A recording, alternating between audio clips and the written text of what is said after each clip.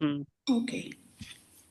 तुम जो आंखों से पिलाओ तो बुझे, ठीक है, बुझे तो भी बुझे भी प्यास नहीं, कुछ कुछ प्यास। प्यास, कुछ प्यास है हम्म ना।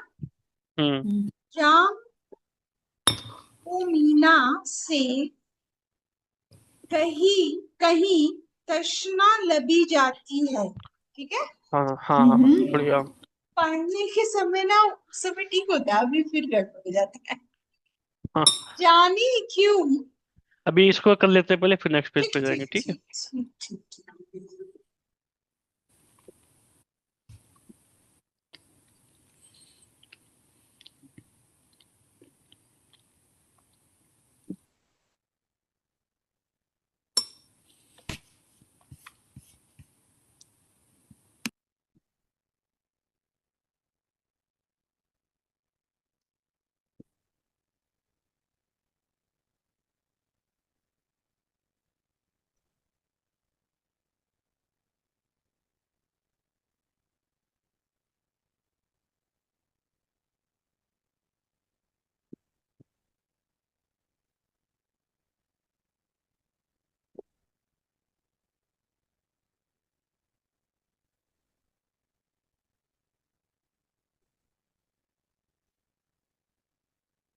बहुत इजी शेर है। महारी कह रहे हैं कि तुम जो आंखों से पिलाओ तो बुझे भी कुछ प्यास, जामो मीना से कहीं तृष्णा लबी जाती है। तो महाजी फरमा रहे हैं, वो सेम कॉन्सेप्ट पे पहले भी शेर आ चुके हैं कि जो बाहर की जो शराब है, जो दुनियावी शराब है, जो दुनियावी नशा है, वो टेम्परेरी नशा है। उससे आपकी प्यास बुझेगी, वापस फिर प्यास लगेगी आपको, मतलब वो टेम्परेरी है, बहुत थोड़े समय के लिए होती है। लेकिन जो हमारे मुर्शिद के आंखों से जो शराब मिलती है, क्योंकि वो लंबे समय के लिए होती है, वो एक अलग मस्ती का आलम होता है, जो खुशी का आलम होता है, वो लंबे समय के लिए रहता है। तो वो कह रहे हैं कि उससे प्यास बुझ जाती है, यानी कि जब तुम जो आंखों से पिलाओ तो बुझे भी कुछ प्यास कि दुनिया के जो गम हैं उनसे परेशान हो के लोग नशा करते हैं। तो जब जो खुशी होने का एक डिजायर है कि दुनिया के चीजों से परेशान होकर इंसान सुकून चाह रहा है, तो जो दुनियावी लोग उसको यूज करते हैं मैकेनिज्म, वो है कि बाहर की शराब, बाहर के नशे करते हैं कि दुनिया के जो गम है थोड़े टाइम के लिए वो मिट जाते हैं, वहां से ध्यान हट जाता है, नशे की अवस्था में आ जाते हैं। तो लेकिन वो थोड़े टाइम के लिए, उसके बाद फिर खत्म है। लेकिन आप अगर हम लोग सब देखते हैं, सबके साथ होता है कि जब दर्शनों के लिए आते हैं, दर्शन करते हैं, तो जो दुनिया की प्रॉब्लम्स थी वो कहाँ गायब हो जाती हैं, फिर पता नहीं चलता, दोबारा आता ही नहीं थॉट उसके बारे में। लेकिन अगर आप दुनिया में नशे करेंगे तो वापस से उसका थॉट आ जाएगा थोड़े टाइम बाद, ये प्रॉब्लम तो है ही।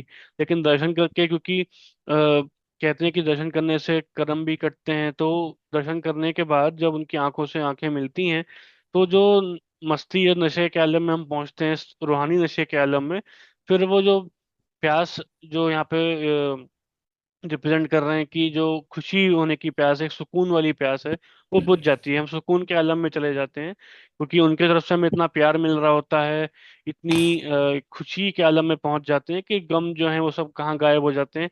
और वो कुछ टाइम के लिए नहीं, फिर बाद में भी वो हमें गम कभी परेशान ही नहीं करते हैं। तो वही चीज है यहाँ पे। बढ़िया। ठीक है। ओके। अब आगे तो तो शेर रीड करिए, हाँ। जाने क्यों देख के ऐ जाने बहारा, तुमको, तुझको, तुझ तुझको हम्म खुद ब खुद दिल की कली आज खिली जाती है। अब आप पढ़ लीजिए, दो हो गए मेरे।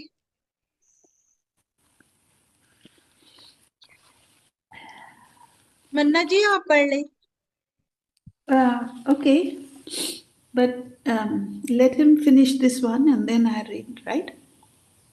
नहीं, आप पढ़ लीजिए, कोई बात नहीं। Ah, um, डबडबाई हुई आंखें मेरी देख ऐ साकी, तेरे मैखाने में इस तरह भी पी जाती है। हम्म। एंड देन तुम मेरे शिकवाए इखलास पे क्यों रूठ गए। बात कहने की जो होती है वही कही जाती है। बढ़िया।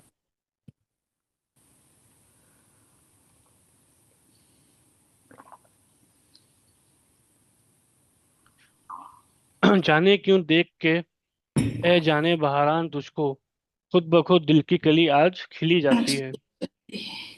अभी आप ये देखिए कि बहारान लगा हुआ है, तो ये वही कॉन्सेप्ट है कि प्लूरल के लिए, जैसे मैंने बताया था कि आ, अलिफ मद नून या फिर हा लगाते हैं।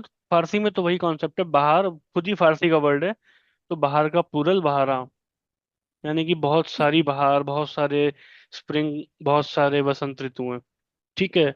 तो जाने क्यों देख के, ए जाने बहारां तुझको, यानी कि जो हमारे मुर्शिद है वो जाने बहारान है, मतलब कि बहुत सारी बहारों की जान है। ठीक है। मतलब अ, जब बाहर का मौसम होता है तो क्या होता है, हमें एक खुशी का आलम होता है। हर तरफ अ, अच्छा मौसम होता है, सब खुश होते हैं, नए फूल खिलते हैं, सब चीजें होती हैं। तो उसकी जान है आप, मतलब कि जो बाहर में मिलता है, वो भी एक नहीं बहुत सारी बहारों में जो खुशी मिलती है उसकी जान आप है, मतलब कि आप उससे भी मतलब कई बहारों से जो खुशी मिलती है, वो खुशी आपसे, उससे ज्यादा खुशी आपसे मिल जाती है। आप सोल हैं उसकी, मतलब जो बाहर में जो माहौल होता है उसकी आप जान है, उसकी सोल है, उसकी आप एक सोर्स हैं। ठीक है। तो जाने क्यों देख के, ए जाने बहारां तुझको, यानी कि आपको देख के खुद ब खुद दिल की कली आज खिली जाती है।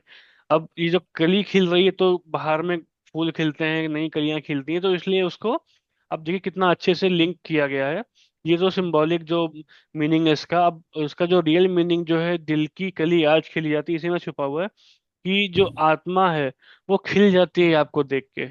आपको देख के आत्मा को एक अपलिफ्टमेंट मिलती है, एक उभार मिलता है, खुशी मिलती है, खुशी से वो झूमने लगती है कि अ, अपने वो जो जो उसका सोर्स है, जो परमात्मा है, उसके उसकी नजदीकी महसूस होती है। तो उसमें एक खुशी, एक ताकत आ जाती है आत्मा में, जो कि मन की वजह से दुनिया के चीजों में फंसे हुए नहीं रहती, दुखी रहती है। तो अब जैसे इसको कंपेयर किया है दो सीन्स को, कि जैसे बाहर में क्या होता है, कली खिल जाती है जब बाहर का मौसम आता है। तो आप हमारे लिए बहुत सारे बाहरों से बढ़कर हैं, क्योंकि आपको देख के जो हमारी दिल की कली, जो हमारी आत्मा है, वो खिल जाती है। ठीक है। ब्यूटीफुल। डबडबाई हुई आंखें। मेरी देख है साकी।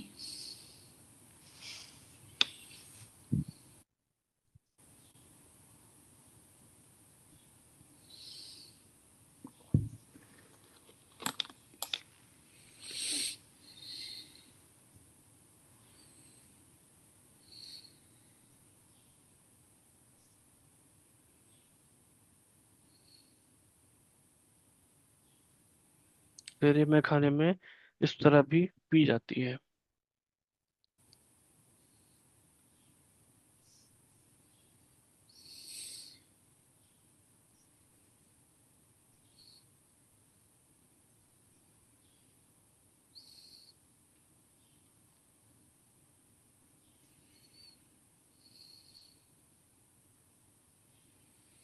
ठीक है। तो ये शेर हम सब ने एक्सपीरियंस किया है, मैंने बहुत लोगों को देखा है ऐसा।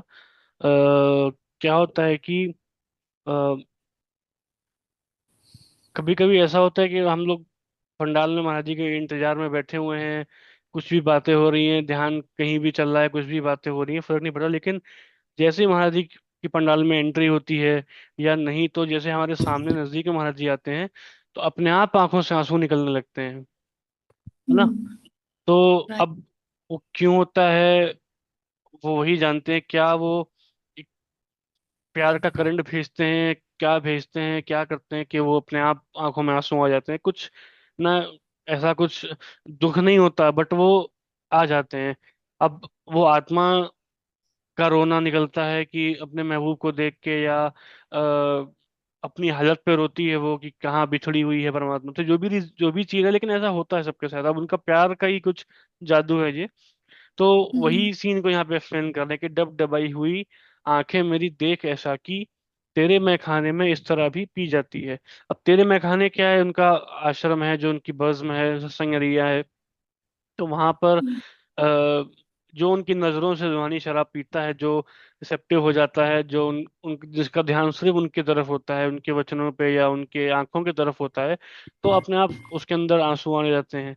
तो वही कह रहे हैं कि ऐसा भी मैखाना है जहाँ पे लोग रोते हुए पीते हैं। मतलब नॉर्मली जो दुनियावी मैखाने में जाते हैं तो वहाँ सब खुशी में बैठ के अपना गम भूल जाते हैं, दोस्तों के संग बैठ के एंजॉय करते हैं। लेकिन ये ऐसा एक है एरिया जहाँ पर रूहानी शराब पी जा रही है, और रो के पी जा रही है, आंसू सबकी आंखों से आ रहे हैं। तो जो पी पा रहा है इसको, रूहानी शराब को, उनकी आंखों से जो रिसेप रिसीव कर पा रहा है, उसी की हालत हो जाती। तो वो प्यार की या नूर की शुआएं जिसको बोलते हैं, रेस छोड़ते हैं, जो हम लोग जब जज्ब करते हैं तो हमारी आंखों से आंसू आ जाते हैं। तो वही चीज यहाँ पे एक्सप्लेन करी गई है दुनियावी के एग्जाम्पल लेके। ठीक है।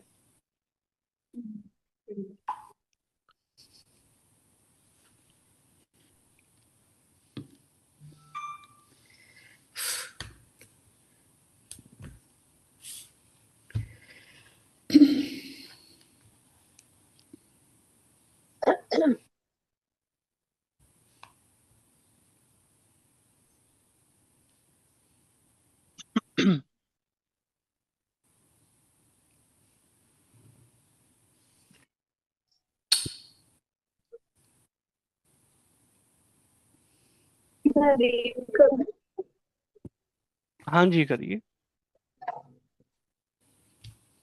No, still शिकवाए Anshul is एक मेरे क्या हुआ? शिकवाए इखलास पे क्यों रूठ गए। बात कहने की जो होती है कही जाती है। हम्म। फूल खिलता फूल खिलता है गुलिस्तां में तो आती है सदा। फूल खिलता है गुलिस्तां में तो आती है सदा। जिंदगी मौत से नजर मौत से नजदीक नजदीक। नजर नजदीक से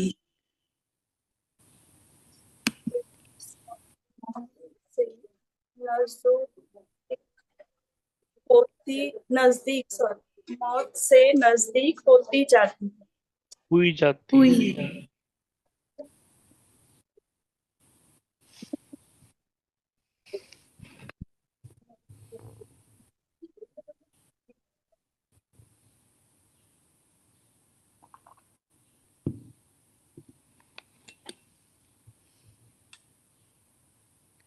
तुम मेरे शिकवा एक क्लास पे क्यों रूठ गए। रूठ गए।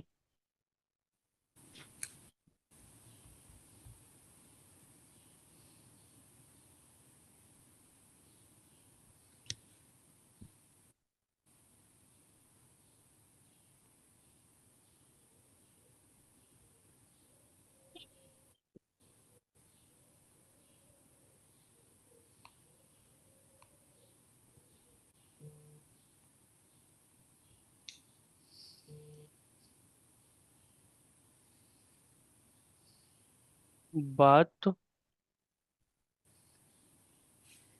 कहने की जो होती है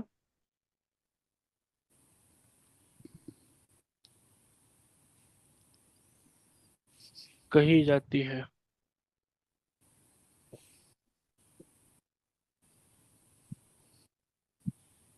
ठीक है। तुम मेरे शिकवाए क्लास पे क्यों रूठ गए, बात कहने की जो होती है कही जाती है। इसमें आ, जो एक्सप्लेन कर रहे हैं महाराज जी, वो ये सिनेरियो कर रहे हैं कि हमें अपने गुरु से कुछ भी छुपाना नहीं चाहिए। चाहे वो कैसा भी एक्सप्रेशन हो, कैसी भी फीलिंग हो, कि अगर उनसे आप नाराज भी हो किसी चीज के लिए, मतलब कोई चीज आपको, लेट्स से कि आपने कुछ उनसे मांगा लेकिन आपको नहीं मिला, या आपको दर्शन अच्छे नहीं हुए, जो भी हुआ, आप उनको कह दो, वो चीज ऑनेस्टली कह दो। ये शिकवा इखलास है, यानी कि ऑनेस्ट शिकवा जिसको कहते हैं। तो सच्चाई से। हाँ, सच्चाई से।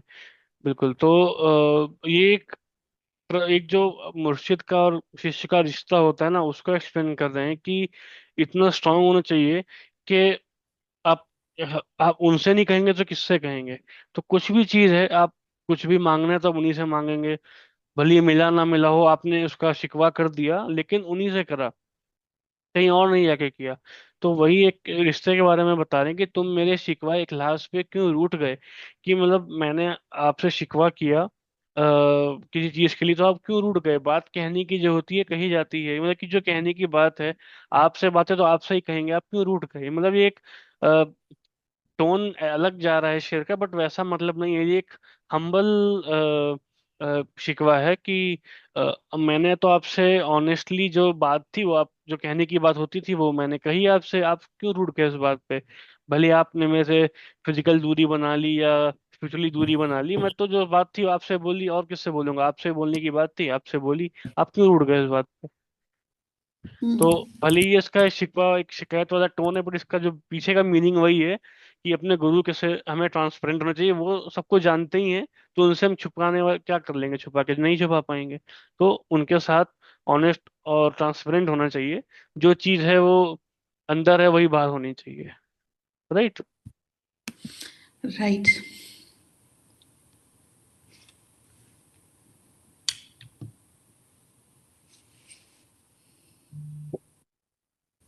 फूल खिलता है गुलिस्तान में तो आती है सदा।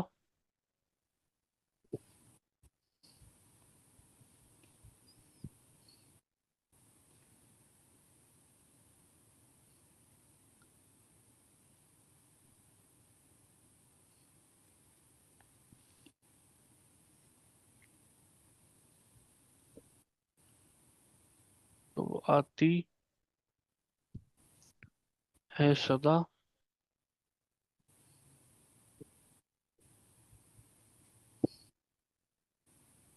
और जिंदगी मौत से नजदीक हुई जाती है।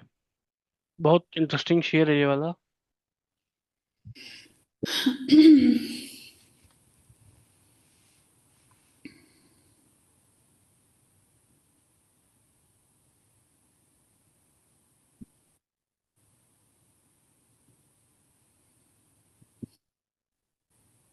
ठीक है। फूल खिलता है गुलिस्तान में तो आती है सदा। अब इसमें क्या है कि गुलिस्तान किसको बोलते हैं। गार्डन। गार्डन, मतलब गुलिस्तान यानी गुल की जगह। ठीक है। तो गुल फूल को बोलते हैं, तो जहाँ फूल होते हैं, गार्डन होता है, तो वहाँ पे क्या होता है कि फूल खिलता है गुलिस्तान में तो आती है सदा। सदा यानी कि एक आवाज आती है, एक मैसेज आता है जब कोई फूल खिलता है। तो क्या मैसेज आता है। जिंदगी मौत से नजदीक हुई जाती है। अब क्या है कि पहले कली आती है, उससे फिर फूल खिलता है, राइट। तो कली जब तक है तब तक तो कली है, मतलब जब तब तक नहीं खिली है तो वो कली है, छोटी है, फिर बड़ी होगी। फिर जब फूल खिल जाता है उसमें से, वो फूल के फूल खिल जाता है, तो फूल की लाइफ स्पैन बहुत छोटा है। या तो उसे कोई तोड़ देगा, या हो सकता है हवा इतनी तेज है कि वो टूट के गिर जाए, या हो सकता हो उसका लाइफ टाइम ही खत्म हो जाए, जो भी हो जाए। तो ये एक मैसेज पास होता है कि भाई अब कली खिल गई है, अब इसकी मौत जो है वो जल्दी आ जाएगी। तो उसकी जिंदगी जो है उससे मौत नजदीक होती जा रही है, तो जिंदगी है, मौत नजदीक होगी, टाइम जो उसका That's the लाइफ टाइम है वो कम connection. हो गया। हाँ, तो इसको अ, अगर हम लोग इनर मीनिंग में इसका लेंगे, तो जब आत्मा अंदर की दुनिया में जाती है, तो अंदर की दुनिया में जब गुलिस्तान में फूल खिलते हैं, मतलब कि हमें कुछ एक्सपीरियंस हो रहा है, आत्मा हमारी अंदर की दुनिया में बढ़ रही है, तो एक मैसेज आ रहा है कि जो हमेशा की जिंदगी है वो अब हमारी आत्मा पाने वाली है। उसकी जो फिजिकल डेथ है या फिजिकल लाइफ है, उससे जो उसकी हमेशा की जिंदगी है वो उसको मिलने वाली है। उसकी जो मौत है उससे जिंदगी, उसकी जो हमेशा की जिंदगी है, वो उसकी नजदीक होती जा रही है। जैसे आत्मा की जो शरीर की मौत होगी, तो आत्मा जो है वो हमेशा की जिंदगी पा जाएगी। तो वो नजदीक, उसका टाइम जो है वो नजदीक आ रहा है हमेशा की जिंदगी पाने का। तो वही एक एग्जाम्पल लेके समझाया गया है कि जिंदगी मौत से नजदीक हुई जाती है, फूल खिलता है गुलिस्तान में तो आती है सदा। क्लियर है? Hmm. Yeah. नागवार है बहुत शोरिशे नगमाते खिरद। नागवारा है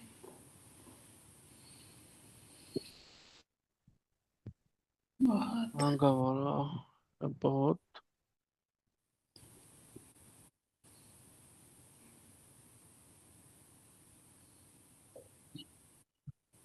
सुर से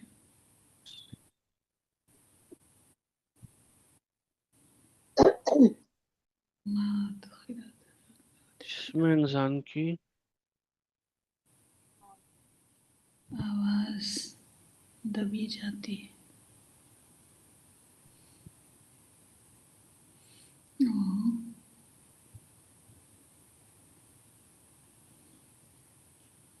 ठीक है। नागवारा है बहुत शोरिशे नगमाते खिरद। नागवारा क्या होता है? जो क्या कहें, जो पसंद ना हो। हाँ, नॉट एक्सेप्टेबल बोल सकते हैं कि ये नहीं, हमको सूटेबल नहीं है, हमारे लिए नहीं स्वीकारनीय अच्छा। हाँ, नहीं स्वीकार, करेक्ट। तो नागवारा है बहुत शोरिश, किसको बोलते हैं शोरिश?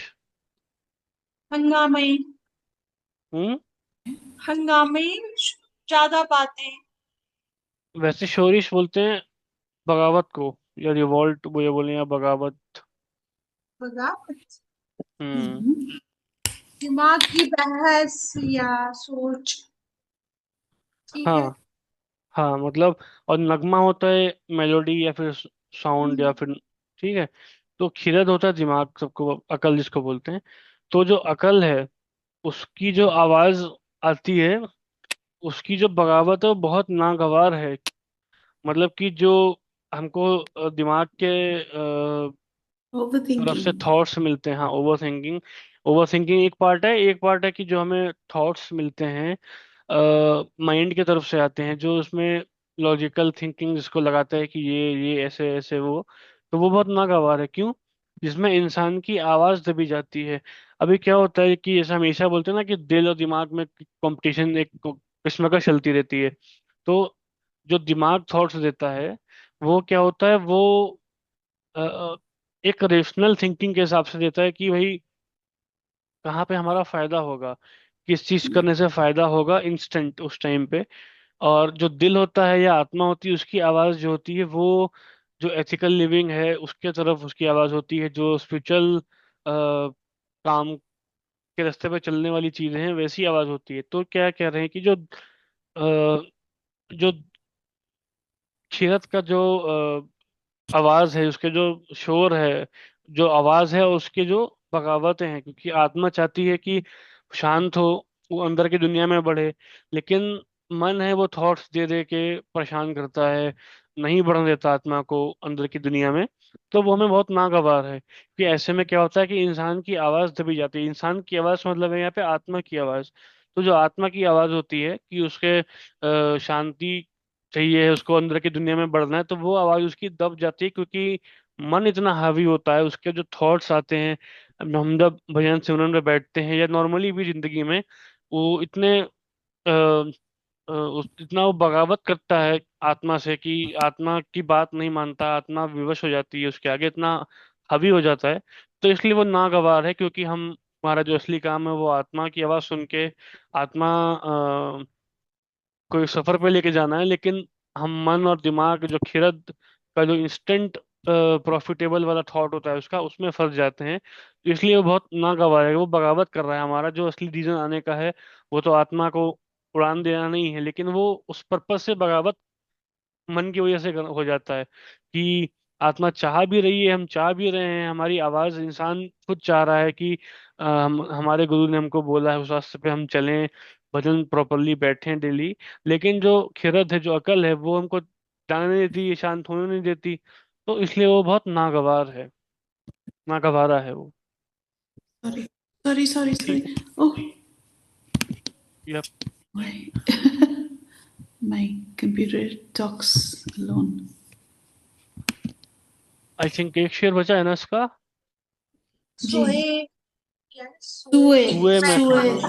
सुए में, सुए में सुए खाना में जरा खाना, तेज कदम रख दर्शन, ए ए दर्शन, दर्शन। तेरे हिस्से की भी तेरे औरों में हिस्से बटी जाती है, की गैरों गैरों में बटी जाती है। बहुत बढ़िया है ना। ये बहुत बढ़िया हम्म। शेर है। बहुत बढ़िया।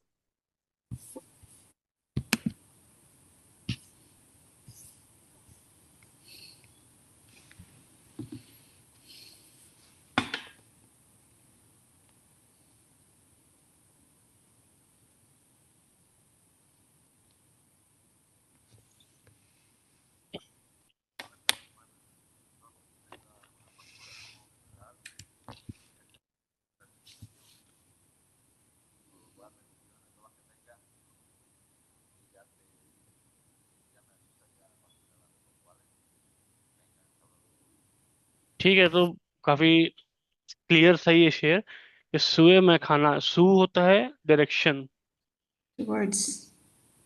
टू वर्ड्स, जैसे हर सू चार सू कहते हैं।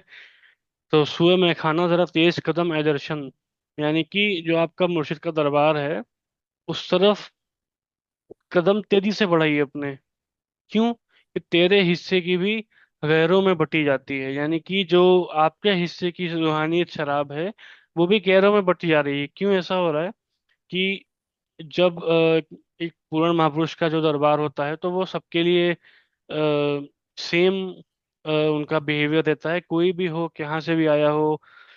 लेकिन उनके लिए सब शिष्य बराबर होते हैं, सबको बराबर इंटेंसिटी से वो रूहानी शराब पिलाते हैं, या जो स्पिरिचुअल रेडिएशंस भेजते हैं सबको बराबर उनकी तरफ से जाती हैं।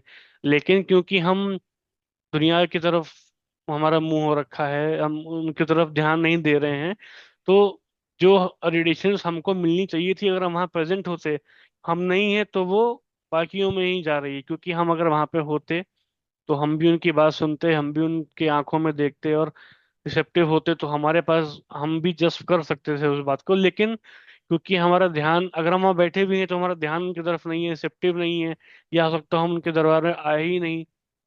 तो जितना जल्दी हम उनकी तरफ ध्यान करेंगे, जितना जल्दी ये समझ में आ जाएगा कि हमको जो कुछ मिलना है उनसे ही मिलना है, उतने जल्दी हमारी जो स्पिरिचुअल जर्नी है वो स्टार्ट होएगी, तेजी से बढ़ेगी। तो वही है कि तेज कदम।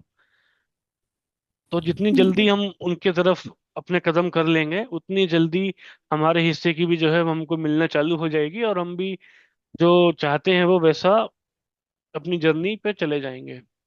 ठीक है। Very nice, beautiful.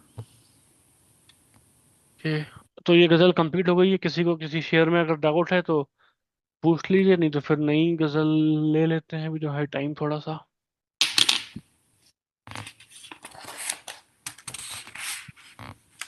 इसके बाद कौन सी गजल थी वैसे?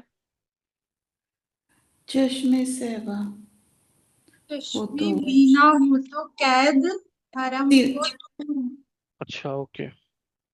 चश्मे भी ना हो, कैदे हरम दूर नहीं, देखने वाली निगाहों से वो मस्तूर, मसूर नहीं, मस्तूर नहीं। कितने गजल पढ़ाए जाएंगे सचिन?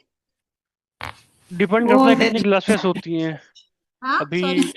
डिपेंड करता है कितनी क्लासेस आपकी होती हैं अभी। आई थिंक अप्रैल है तो अप्रैल मई जून जुलाई 4 महीने तो पूरे पूरे हैं। अगर हर हफ्ते क्लास हुई तो यानी कि आपके 16 वीक्स तो हो 16। जाएंगे, तो 16 गजल तो हो ही जाएंगी। उसके बाद अगस्त के भी शायद एक वीक, फर्स्ट वीक में शायद क्लास हो जाए, तो सर मान लीजिए 15-16 गजल तो हो ही जाएंगी।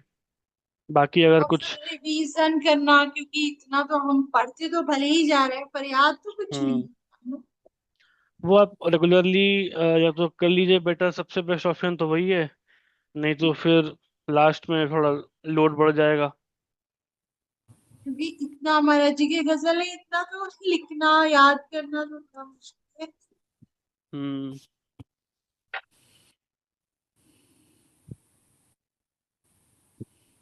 तो फिर आगे बढ़े, अगर ये गजल में हाँ कुछ हाँ डाउट नहीं है तो। प्लीज। हाँ हाँ। ठीक है, मैं जरा फोटो भेज देता हूँ।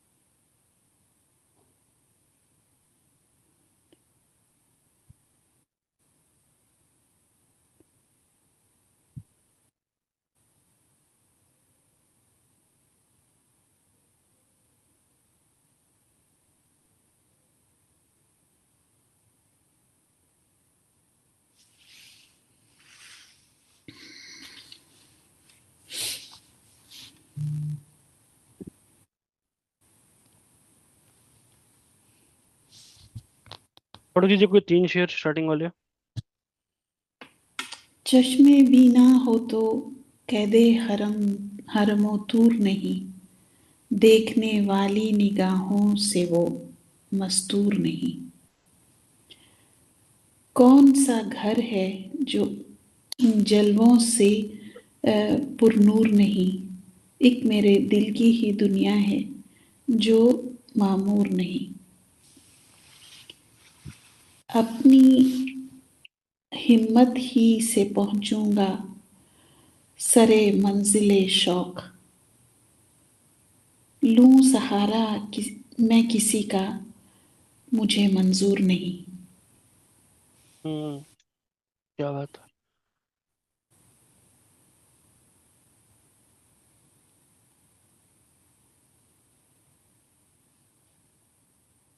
लास्ट क्लास में आई थिंक, या लास्ट लास्ट क्लास में मैंने बताया था मतला हुस्न के बारे में, याद है किसी हाँ। को? राइट। यस। क्या इस गजल में भी है वो? दूर नहीं पुरनूर नहीं मामूर नहीं। Is that? हम्म। हाँ, जो दूसरा शेर है उसमें भी दोनों मिसरों में काफिया रदीफ है, पहले मिसर में भी है, दूसरे मिसर में भी है। जो कि मतला होता है, उस मतले में होता है कि दोनों मिसरों में रदीफ काफिया होते हैं, और वो खाली पहला शेर होता है गजल का जिसमें दोनों मिसरों में होता है। लेकिन इसमें क्या है, दो शेर हैं, सेकंड शेर है उसमें भी रदीफ काफिया दोनों शेरों में, दोनों मिसरों में है, तो इसलिए ये भी मतला है, तो इसलिए मतलब। मतला हुस्न बोलते हैं इसको। ठीक है। राइट।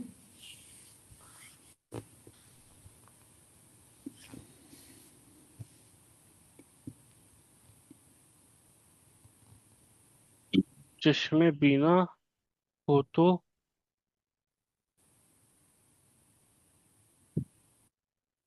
कहते कह दे हरम दूर नहीं,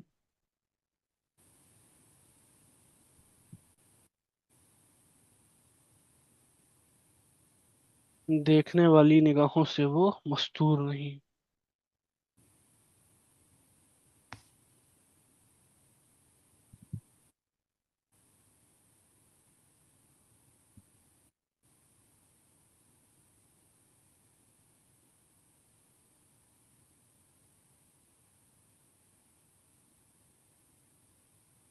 ठीक है, ये भी सिंपल शेर है। चश्म बीना, चश्म बोलते हैं आंखों को, और बीना, साइट। बीना किसको बोलते? हाँ। साइट। और ये बीना जो है ये चश्म दोनों फारसी के वर्ड हैं। बीना आता है, इसका जो रूट वर्ड है वो दीदन होता है, फारसी का मतलब होता है देखना, और जो इसकी प्रेजेंट स्टेम होती है वो होती है बीन। तो बीन से बीना, बीनश, बीनाई, ये सब वहीं से जाता है, मतलब देखने के सेंस में होता है। ठीक है, अब चश्मे बीना हो तो कह दो हरमो दूर नहीं, यानी कि जो नीचे लिखा है देखने वाली निगाह, उसी का फारसी वर्जन है चश्मे बीना, या उर्दू वर्जन है। ठीक है, मतलब कि चश्मे बीना यानी कि आंखों की रोशनी, या फिर जो असली देखने की, एक जो अंदरूनी देखने की कैपेसिटी है उसकी बात कर रहे हैं कि चश्मे बीना हो तो कैदे हरम तूर नहीं, कैद क्या होता है?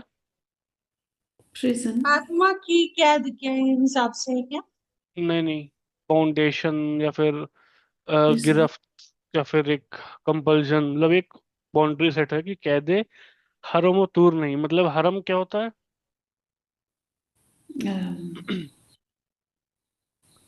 मतलब बस मस्जिद मस्जिद मस्जिद। मस्जिद के लिए बोलते हैं, दैरो होली हरम प्लेस। जैसे होता है, हाँ होली प्लेस कह सकते हैं जनरल। होली होली। हाँ, holy place, worship, place of worship को बोलते हैं। और तूर, तूर का मतलब क्या है? It's mountain right. तूर का एक पहाड़ होता है, माउंट माउंटेन। तूर नाम का एक पहाड़ था, जहाँ पे किसी सूफी कौन थे, मैं नाम याद नहीं आ रहा, उनको खुदा के दर्शन हुए थे, ऐसा कुछ हिस्ट्री है आई गेस। ठीक है। तो वो कह रहे हैं महाराज जी की चश्मे बिना हो तो कैदे हरम तूर नहीं, यानी कि जिसके अंदर की आंख खुली हुई है, जिसको अंदर की देखने की क्षमता है, वो कैसे खुलती है? एक पूर्ण मुर्शिद पूरे गुरु के तवज्जो से खुलती है। तो जिसकी वो आंख खुल गई, उसके लिए फिर एक बाउंडेशन नहीं है कि उसको अगर परमात्मा या खुदा से मिलना है, उनको देखना है, तो उसको किसी हरम में, किसी होली प्लेस पे जाना पड़ेगा, या फिर टूर के पहाड़ पे जाना पड़ेगा। तो वो परमात्मा को देखने के लिए उसके लिए कोई जगह फिक्स या बाउंडेशन नहीं है कि आप मंदिर जाओगे, मस्जिद जाओगे, गुरुद्वारे जाओगे तभी आपको परमात्मा दिखेंगे। आप कि आपके अंदर की आंख खुली हुई है तो आप कहीं भी इनको देख सकते हो, चाहे घर बैठे हो, कहीं भी हो, अंदर में आप उनके दर्शन कर सकते हो। तो चश्मे बीना हो, लेकिन जिसके पास, जिसकी अंदर की आंख खुली हुई है, उसके लिए कोई कैद नहीं है कि आपको परमात्मा को ढूंढने के लिए कहीं जाना है। अब उसका हिंदी वर्जन है, देखने वाली निगाहों से वो मस्तूर नहीं। मस्तूर मतलब ये होता है कि हिडन या छुपा होना। ठीक है, तो देखने वाली निगाह यानी कि जिसकी निगाह देखने वाली हो गई है, जिसकी चश्मे बीना है, जिसकी आंख खुल गई अंदर की, उससे वो छुपा हुआ नहीं है। वो हर इंसान में, हर पेड़ में, हर एक जीव में, पूरी दुनिया में, हर जगह उसको परमात्मा के दर्शन हो सकते हैं। उसकी अंदर की आंख खुल गई है, वो आंख बंद करके बैठेगा, अंदर भी परमात्मा के दर्शन होंगे, और बाहर भी। फिर उसको महाराज जी ऐसे समझाते हैं कि वो हर इंसान में, हर चीज में परमात्मा दिखता है फिर। तो वही चीज है कि जिसके अंदर की आंख खुली हुई है, उनसे वो छुपे हुए नहीं है परमात्मा, और उसके लिए कोई फाउंडेशन नहीं है कि उसको एक ही जगह पर जाके परमात्मा के दर्शन होंगे। उसको कहीं भी, जहां भी जाएगा, वो जहां भी रहेगा, जब चाहे वो उनके दर्शन कर सकता है। ठीक है।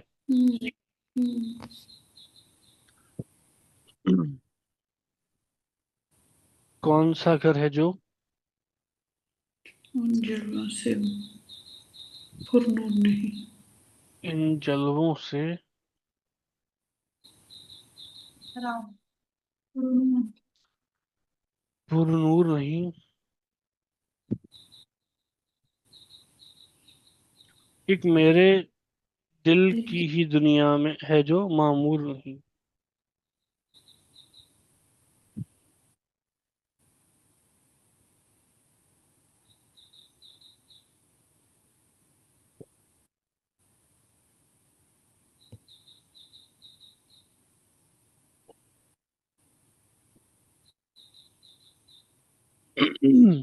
ठीक है। अब माजी फरमाना कि कौन सा घर है जो उन जलवों से पुरनूर नहीं। पुरनूर मतलब होता है कि जो पुर वर्ड है, मतलब होता है कि फिल या फुल। ठीक है। भरा। भरा हुआ, हाँ। तो नूर से भरा हुआ पुरनूर है। पुरकशिश होता है, इसको बोलते हैं अट्रैक्टिव, यानी कि कशिश से भरा हुआ, खिंचाव से भरा हुआ। तो बहुत वर्ड्स है इसमें, पुर लगाएंगे तो मतलब कि उससे भरा हुआ होता है। तो कौन सा घर है जो इन जलवों से पुरनूर नहीं, मतलब दुनिया में कौन सी जगह ऐसी है जहाँ पे उसके जलवे नहीं हैं? आप चाहे कहीं भी चले जाइए, कोई जो दुनिया के नज़ारे हैं एक से एक, या फिर कोई भी जीव है, कोई भी दुनिया का कोई भी हिस्सा है, कुछ भी पार्ट है, वो उनके जलवों से भरा हुआ है, क्योंकि आ, हर जगह परमात्मा में मौजूद है। हम बचपन से पढ़ते आते हैं, तो उनके जलवे हैं हर जगह। जो भी चीज अच्छी है, खराब है, सब उनके जलवे हैं। कौन सा घर है जो इन जलवों से पुरनूर नहीं? जलवा क्या होता है? मतलब कि उनका प्रेजेंस। आशीर्वाद। हाँ, उनकी, उनका प्रेजेंस होना, उनका, उनकी ब्लेसिंग होना। तो कौन सी कोई जगह ऐसी नहीं जहाँ पे वो नहीं है। एक मेरे ही दिल, मेरे दिल की ही दुनिया है जो मामूर नहीं। मामूर मतलब क्या होता है? ब्लेस्ड। इसका एग्जैक्ट मीनिंग एक बार चेक करता हाँ, हूँ। ओके। आमोर। वही है, भरा हुआ। है ना। लिटरल मीनिंग वही है, वही मैं डाउट हो रहा था। तो यह है कि एक मेरे दिल की दुनिया है जो मामूर नहीं, मतलब मेरा ही ऐसा दिल है, मेरा वो हम लोग ही बात कर रहे हैं कि हम लोग ही अपने बारे में सोचे कि हम ही ऐसे हैं जो अभी तक परमात्मा को के जलवों को अपने अंदर नहीं देख पाए हैं। क्यों नहीं देख पाए? कि हमारी गलती है। हमारे गुरुओं ने हमको रास्ता दिखाया हुआ है, हमारे हमारी आंख भी खोली हुई है, लेकिन हम लोग हैं कि उनकी बात नहीं मानते हैं, इसलिए हम अपने अंदर अब तक उनके जलवों को नहीं देख पाए हैं। जबकि वो कोई ऐसी जगह नहीं है जहाँ पे उनके जलवे मौजूद नहीं है।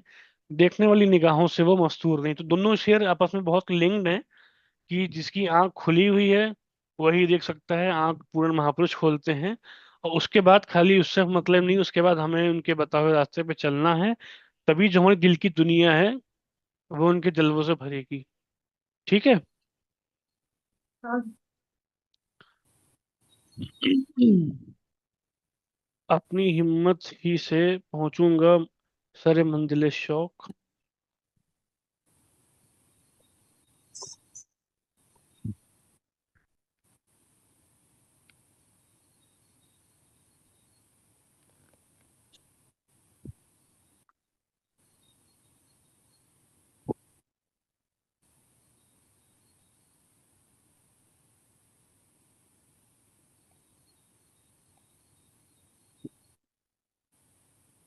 लूं सहारा मैं किसी का।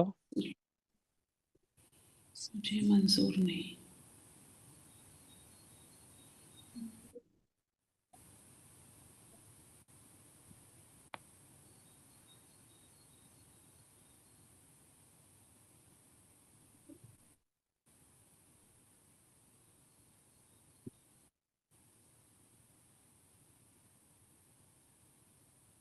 मुझे मंजूर नहीं।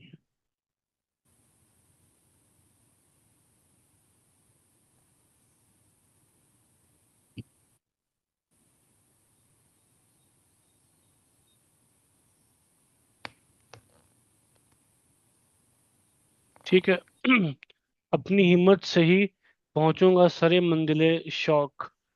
अब सरे मंजिले शौक जो है ये समझने का है। तो शौक क्या है? हमारा जो डिजायर है, आत्मा का परमात्मा से मिलाप, हमारी वो वही मंजिल है। तो उस मंजिल पे जाने का शौक, उसका पैशन, और सर यानी कि उसके एकदम मंजिल के एंड पॉइंट पे पहुंचना। ठीक है। सरे मंजिले शौक, तो हमारा जो मंजिल है उसमें पहुंचने का जो पैशन है, उसका जो एकदम एंड पॉइंट है। तो अपनी हिम्मत से ही पहुंचूंगा सरे मंजिले शौक। लूं सहारा मैं किसी का, मुझे मंजूर नहीं। तो ये महाराज जी समझा रहे हैं कि जो एक आत्मा है वो अपने गुरु की बात मान के खुद ही अपने रास्ते पे चलती है, उनका सहारा लेती है और अपनी मंजिल पे पहुंचती है। तो मैं किसी और गैर का सहारा लूं, ये मुझे मंजूर नहीं है, क्योंकि मेरे पास ऑलरेडी सबसे बड़ा सहारा मुझको मिला हुआ है। ना मुझे किसी और इंसान के हेल्प की ज़रूरत है, ना मुझे किसी और दर पे जाने की ज़रूरत है, क्योंकि जहाँ से मुझे सब कुछ मिलना है ऑलरेडी मैं उनके चरणों में आ चुका हूँ। तो अब उनकी दया मेहर से ही जो मेरे अंदर हिम्मत आई है, मैं उसी से अपनी मंजिल पे पहुंचूंगा। मुझे किसी और की सपोर्ट की, हेल्प की ज़रूरत नहीं है। ठीक है।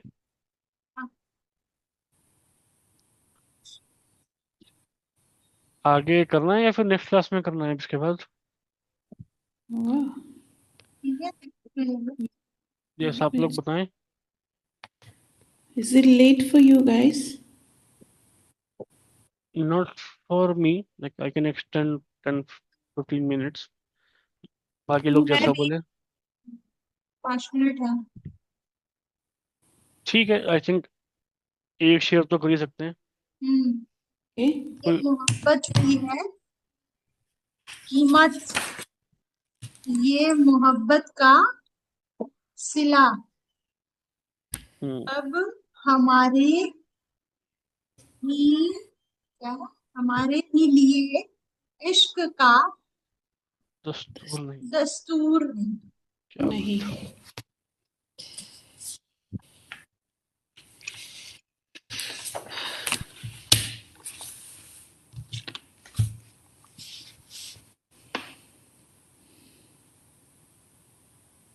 ये मोहब्बत की है की कीमत। है कीमत।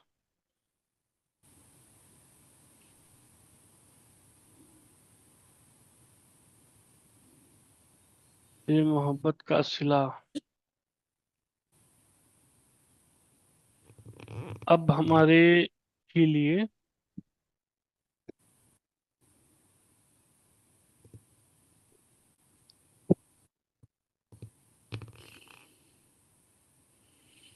इश्क का दस्तूर नहीं। इसका दस्तूर।